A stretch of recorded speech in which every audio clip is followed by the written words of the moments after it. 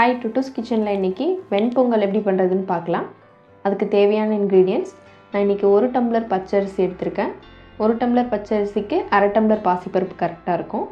ஒரு 1/2 டீஸ்பூன் சீரகம், ஒரு 1/2 டீஸ்பூன் மிளகு, ஒரு 10 போல் முந்திரியை குட்டி குட்டியாக உடச்சி வச்சுருக்கேன், ஒரு கொத்து கருவேப்பிலை, ஒரு துண்டு இஞ்சி, 2 பச்சை மிளகா. அவ்வளோதான். இது இப்போ எப்படி பண்ணுறதுன்னு பார்க்கலாம். இப்போ ஃபஸ்ட் ஸ்டெப்பாக அரிசியை ஒரு 2 வாட்டி நல்லா கழுவிட்டு ஒரு 1/2 அன் ஹவர் ஊற வச்சிடலாம். அதே மாதிரி பாசிப்பருப்பையும் நம்ம வறுத்துட்டு அதே அரிசியிலே போட்டு ஊற வச்சிடணும். இப்போ ஒரு பேன் வச்சுருக்கேன், பாசிப்பருப்பை வறுத்துக்கலாம். பாசிப்பருப்பு நீங்கள் வாசனை வர வரைக்கும் நல்லா வறுத்துக்கோங்க, ஆனால் கலர் மாறக்கூடாது. சிம்லே வச்சு ஒரு 2 நிமிஷம் வறுத்தா போதும்.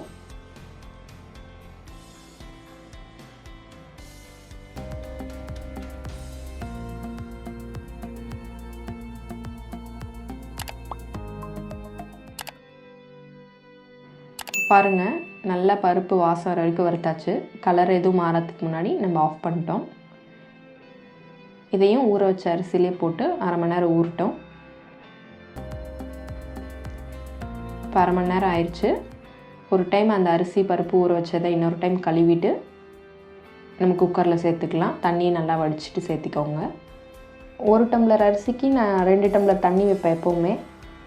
இன்றைக்கி 1 டம்ளர் அரிசி, அரை டம்ளர் பருப்பு, ரெண்டும் சேர்த்து 3 டம்ளர் வைக்கணும். பொங்கல்ன்றனால நான் 2 டம்ளர் எக்ஸ்ட்ரா ஆட் பண்ணியிருக்கேன். டோட்டலாக 5.5 டம்ளர் வச்சுருக்கேன்.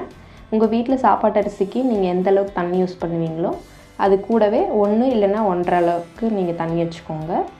பொங்கல் நல்லா குழஞ்சி கொலன்னு இருந்தால் டேஸ்ட் நல்லாயிருக்கும்.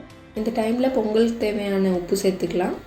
இது கூடவே ஒரு சிட்டிகை மஞ்சள் ரொம்ப சேர்த்திக்க வேண்டாம், கொஞ்சமாக சேர்த்துக்கோங்க.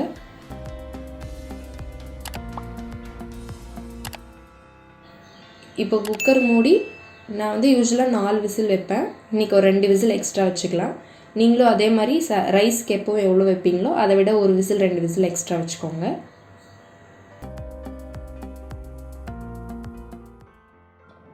இப்போ பொங்கல் தாளிக்கிறதுக்கு ஒரு பேன் வச்சுருக்கேன். பேனில் ஒரு 3 டேபிள் ஸ்பூன் போல் நெய் ஊற்றிக்கோங்க. நெய் இல்லைனா நீங்கள் ஆயில் கூட ஊற்றிக்கலாம்.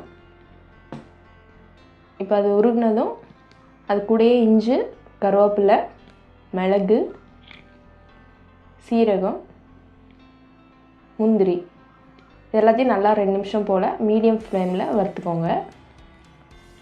ஹை ஃப்ளேமில் வச்சிட வேண்டாம்.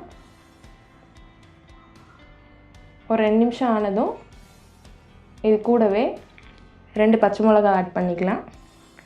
அதையும் அதே மாதிரி 1 நிமிஷம் போல் நல்லா வறுத்துருங்க. இப்போ அடுப்பு ஆஃப் பண்ணிடலாம். இப்போ ஒரு 6 விசில் இருக்குது. குக்கர் ஓப்பன் பண்ணி பார்த்துடலாம். பாருங்கள், அரிசி பருப்பு நல்லா வெந்து நல்லா குழஞ்சி வந்திருக்கு. இப்போ நம்ம தாளித்ததை இதில் கொட்டி நல்லா மிக்ஸ் பண்ணிக்கலாம்.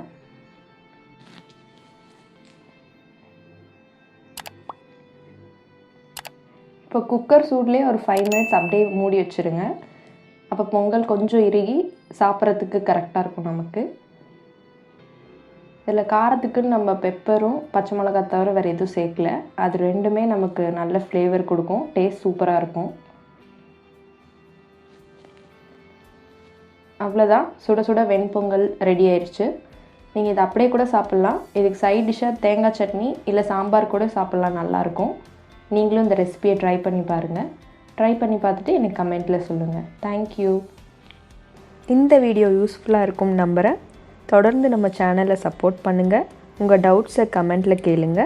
டுட்டூஸ் கிச்சனை லைக் பண்ணுங்கள், ஃப்ரெண்ட்ஸ் அண்ட் ஃபேமிலிக்கு ஷேர் பண்ணுங்கள், அப்படியே சப்ஸ்கிரைப் பண்ணிக்கோங்க.